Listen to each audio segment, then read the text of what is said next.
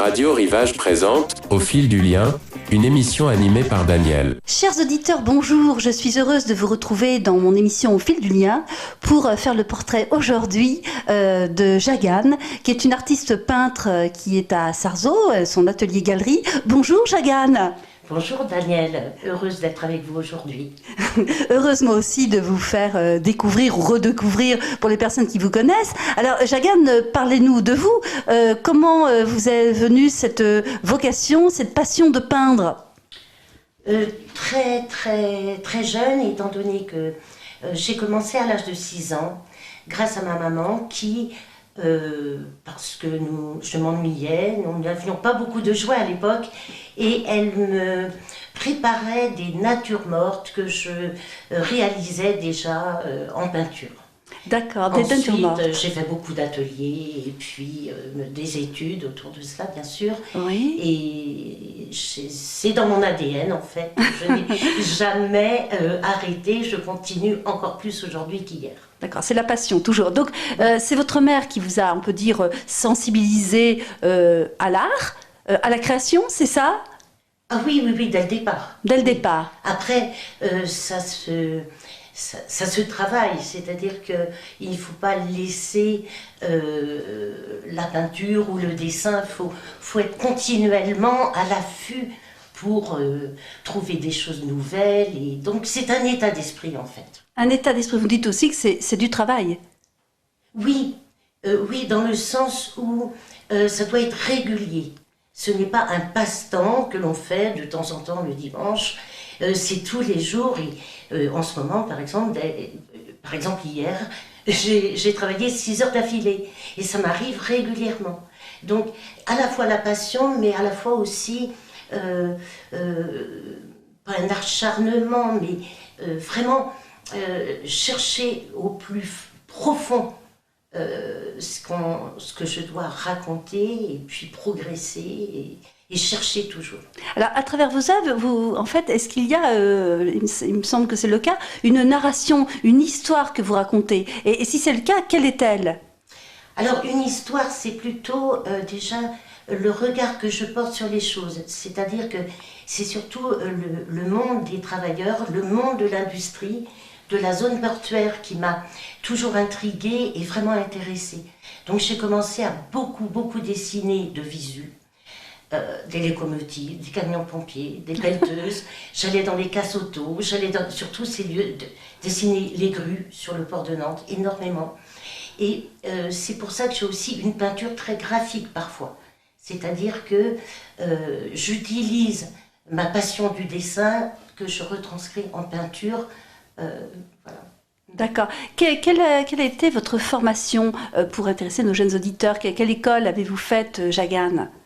Alors, j'ai fait l'école des Beaux-Arts de Nantes, ça dure 5 ans, diplômée, mais disons que c'est des apprentissages très intéressants sur le plan de la technique ou des pensées qu'on peut avoir, mais ça ne suffit pas pour faire une vie de création. Alors, qu'est-ce qu'il faut en plus ? La volonté d'aller plus loin par rapport à ce qu'on est. D'accord, donc vous voulez dire... si je m'exprime bien. Si, oui. En fait, peut-être vous détachez à un moment donné de la technique pour mieux y revenir ? Oui, en fait, la technique m'importe peu. C'est ce qu'on raconte sur la toile qui est important. D'accord. J'essaie de faire des toiles pour que les gens voyagent. Oui. Pour qu'ils soient... je fais par exemple en ce moment, entre autres, des ouvertures. Donc je suis partie des usines, et je les ai dessinées. Et après j'ai inventé les intérieurs et des ouvertures de portes, de fenêtres. Et à chaque fois, le paysage à l'intérieur doit être différent et chacun le découvre à sa manière. C'est-à-dire que je laisse la liberté du regard des spectateurs afin qu'ils s'y sentent bien. Oui, d'accord. Donc vous aimez que les personnes qui contemplent vos œuvres aient aussi accès par leur imaginaire à des interprétations Tout à et fait. aussi un cheminement introspectif pour chacun d'entre nous. Tout à fait. Alors, vous voyez, je vais vous citer dans le petit livret que nos auditeurs ne voient pas, un petit livret de présentation et de catalogue. Vous dites montrer la beauté là où on ne la cherche pas, là où elle ne se voit pas, peindre la poésie du monde industriel. Voilà une belle entrée en matière. Oui, ça résume un peu, tout à fait. Et c'est mon de état vous. d'esprit. Oui. Effectivement, un beau paysage, sur un beau paysage, par exemple, dans le golfe, à tout moment, on est en admiration. Bah, devant je un partage coucher de- complètement, oui.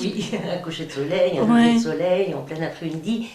Mais pour moi, je n'ai rien d'autre à dire. C'est-à-dire, c'est beau, je ne peux pas aller plus loin que cette beauté-là. Oui, Je ne ferai d'accord. qu'une reproduction en dessous de ce que c'est en vérité. Alors que quand par exemple, je prends juste un exemple, une grue, par exemple, au coucher de soleil, au lever de soleil, ou dans la brume, c'est magique. Mais les gens ne s'en rendent pas forcément compte, parce que c'est pas un objet qu'on doit admirer. Oui, d'accord. Alors que dans tout ce qui est notre monde d'aujourd'hui, il y a quand même une perception poétique qu'on peut avoir. Et c'est là où j'ai quelque chose à dire après Oui, ça. je comprends. En fait, vous voulez dénicher la poésie que nous ne voyons pas. C'est-à-dire que nous regardons, mais nous ne voyons pas toujours. Alors, parlons de la presqu'île de Rhuys, à laquelle nous sommes tous très attachés. Vous êtes à Sarzeau depuis combien d'années, Jagane? Alors je me suis installée à Sarzeau pour y travailler et exposer dans mon lieu depuis 7 ans aujourd'hui. 7 ans. Ouais. Et quels sont les endroits de la presqu'île de Rhuys que vous affectionnez particulièrement, déjà à titre personnel et pour votre travail d'artiste? Est-ce qu'il y a un village ou des paysages Ah ben, qui... j'aime beaucoup là où j'habite déjà, parce que c'est C'est à Quernay? Quernay. Et puis aussi, j'aime tous les endroits, mais je dirais que j'ai une petite préférence pour Banastère. Banastère, J'aime oui. énormément. Oui. Il y a les marais et cette Oui. mer infinie. Mais bon, je ne saurais pas classifier au point de... En fait, oui, c'est la lumière aussi, et puis Oui. ces paysages Oui. extraordinaires. C'est vrai que beaucoup d'artistes peintres et sculpteurs nous confient effectivement que tout leur est finalement donné avec ces paysages et cette lumière de la presqu'île de Rhuys. Alors, dans votre atelier galerie à Sarzeau, parlez-nous de votre quotidien, Jagane. Donnez-vous des cours? Faites-vous des expositions? Oui, alors des cours bien sûr, hein, mais ce sont des cours de création, hein, ce ne sont pas des cours de copie. Oui. Donc j'essaie d'apprendre aux personnes qui viennent sur mes séances à vraiment créer et trouver un fil conducteur dans leur propre peinture. Donc ça c'est un travail que j'aime beaucoup faire parce que les gens ont beaucoup de qualités et je les aide à les découvrir. D'accord. Pas de travail toujours facile, mais on y parvient, c'est sympathique. Et par ailleurs, bon, j'ai un endroit aussi où je peins quotidiennement et un endroit aussi où j'expose mes toiles. Voilà. Donc elles changent régulièrement puisque je peins beaucoup, j'expose les nouvelles régulièrement. D'accord. Et qui sont vos élèves, Jagane? C'est des débutants, des enfants, des adolescents, des adultes? Alors pendant les vacances, j'ai des adolescents et des enfants Oui. et des gens de passage, mais j'ai aussi des personnes qui viennent régulièrement tout le long de l'année. D'accord. Donc ça doit Alors être ce sont passionnant. plutôt, si j'ai eu des adolescents aussi, tout à fait, tout le long de l'année, mais ce sont quand même plus des personnes adultes. Je pourrais dire oui. Non, il n'y a pas d'âge. D'accord. Et quand vous animez, en fait, on peut dire des ateliers de création, qu'est-ce que ça vous apporte, Jagane? Qu'est-ce que vous découvrez au contact de vos élèves, entre guillemets, élèves ou stagiaires? Ah oui. Alors, j'espère apporter plus qu'il m'apporte, mais il m'apporte aussi. D'accord. Alors, qu'est-ce qui vous apporte? Alors, il m'apporte, eh bien, aider peut-être à une réflexion. C'est-à-dire que leurs propres difficultés me ramènent à mes propres difficultés quand je commençais. Et donc, mettre des mots, effectivement, sur les problématiques de la création. Alors, mettre des mots... Et puis, aussi, bien sûr, ce qui m'apporte, c'est le lien, la gentillesse, le cœur, voilà, les rires, et puis des discussions variées. D'accord. Oui. Et qu'est-ce que vous découvrez particulièrement au fur et à mesure des ateliers que vous animez? Est-ce que vous avez fait des découvertes, par exemple, récemment sur le travail de création ou sur des paysages que vous n'aviez pas tellement explorés? Est-ce qu'il y a quelque chose qui vous vient en tête? Non, pas vraiment. Pas vraiment. C'est un travail en continuum, c'est-à-dire que, voilà, faites d'échanges et pas forcément de révélations. Des révélations. Chaque personne est une révélation. Ça, c'est joli, oui. Donc, je ne pourrais pas précisément dire, ils ont tous tellement de qualités, et vraiment des qualités à découvrir à chaque instant. Ouais. Donc, je peux pas dire oui, un tel ou un tel. Non, ils sont tous merveilleux. D'accord. Et très courageux, parce que c'est pas facile. On croit que la peinture, c'est mettre des couleurs et puis on est content. Non, il faut je dirais, j'aime bien ce mot chercher. Il faut chercher. Et c'est courageux de chercher avec un certain âge. Il préfère être rassuré à faire une copie qui peut-être... Mais là, c'est toujours une remise en question de soi et d'aller plus loin. Oui. Alors, on revient en fait au thème de l'introspection. Hein, c'est-à-dire que quand on crée... Il y a de ça, vous êtes d'accord, oui. Toujours. Mais pas que. Mais pas que, bien sûr. On ne se prend pas trop la tête, non. Bien sûr, mais des fois c'est inconscient. Hein, c'est-à-dire que voilà, les personnes sont dans une introspection à la recherche de quelque chose de personnel, sur lequel ils n'échangent pas beaucoup. Et est-ce que vous pensez que l'art peut être une thérapie? Est-ce que vous êtes sensible à ce mouvement d'art-thérapie? Qu'est-ce que vous en pensez? Alors, je ne le connais pas vraiment. Ça doit pouvoir aider. Oui. Mais à mon atelier, je ne considère pas que c'est de l'art-thérapie, même si certains peuvent le considérer ainsi. Parce que je ne fais pas une analyse des toiles par rapport...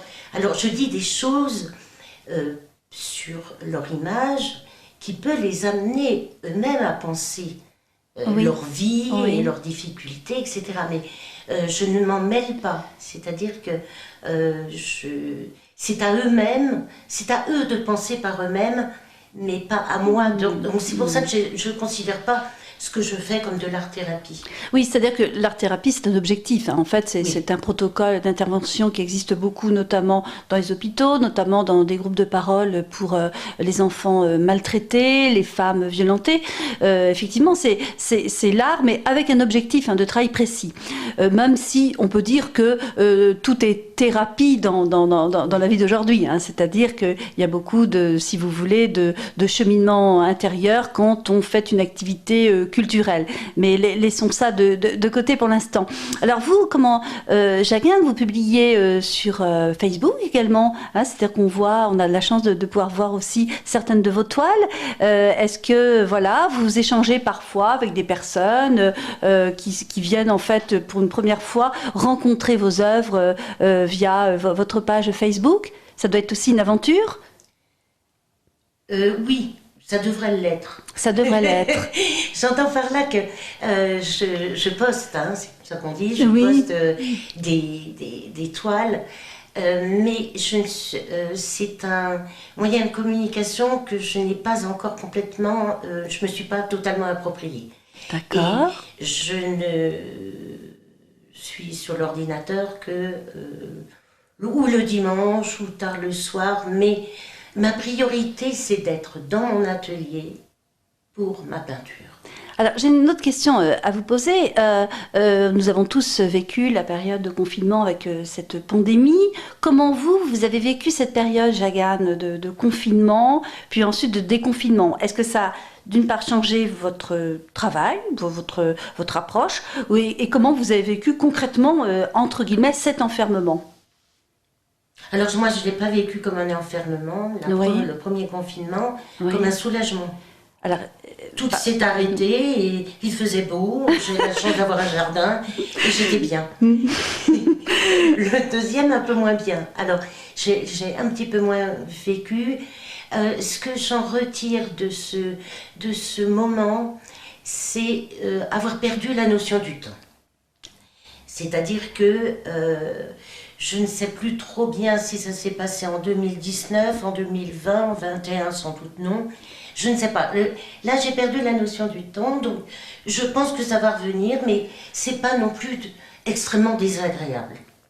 Et donc la notion du temps. Et qu'est-ce que vous avez découvert pendant cette période de confinement qui vous a permis peut-être, je ne sais pas, d'approfondir certaines choses dans votre travail d'artiste? Est-ce que, encore une fois, pour reprendre un mot que j'utilisais tout à l'heure, est-ce que vous avez, pendant ce confinement, eu une révélation, Jagane? Pas du tout. Pas du tout. Pas du tout. Donc ça a été en fait tranquille. Oui, il faut prendre les choses comme elles arrivent. Et c'est vrai que c'était un peu surprenant de vivre ce moment-là, mais je le vois plus comme quelque chose de positif que comme un enfermement. Évidemment, j'avais de bonnes conditions. J'ai une petite maison avec un jardin, donc je ne peux pas dire que j'étais malheureuse. Et j'ai un côté quand même très solitaire aussi, donc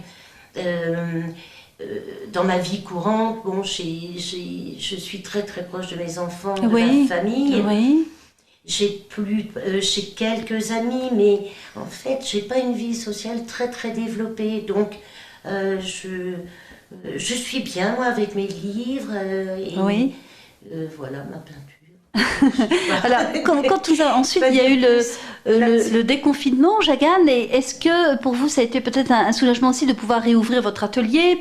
Est-ce que vous avez senti, par exemple, les personnes que vous côtoyez contentes de reprendre peut-être le chemin des expositions, venir reprendre des cours? Est-ce que la première année, j'ai eu beaucoup de visites et même, je dirais, même si c'est pas le but premier, pour moi, j'ai vendu beaucoup de toiles. C'était Au fil du lien, une émission animée par Daniel sur Radio Rivage.